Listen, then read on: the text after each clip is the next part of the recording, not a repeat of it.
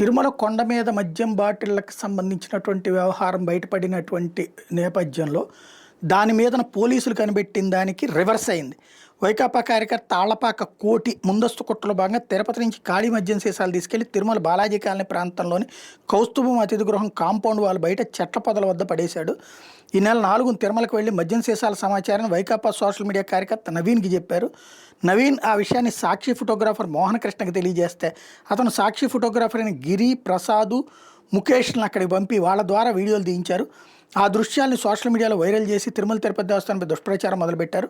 ప్రధాన నిందితుడైన వైకాపా కార్యకర్త ఆళ్లపాక కోటి, రెండవ నిందితుడైన సాక్షి ఫోటోగ్రాఫర్ మోహన్ కృష్ణలను అరెస్ట్ చేసి వాళ్ళ నుంచి 2 ఫోన్లు, స్విఫ్ట్ డిజైర్ కారు, ల్యాప్టాప్ని స్వాధీనం చేసుకున్నారు. మొబైల్ ఫోన్లను ఫోరెన్సిక్ ల్యాబ్కు పంపించాం. 3వ నిందితుడు నవీన్ పరారీలో ఉన్నాడు. మోహన్ కృష్ణ ఉద్దేశపూర్వకంగా తన మొబైల్ దాచిపెట్టి ఫోన్ పోయిందని చెబుతూ పోలీసుల దర్యాప్తు సహకరించలేదు. ఈ ప్రవర్తన నేరస్పృహను స్పష్టం చేస్తోంది.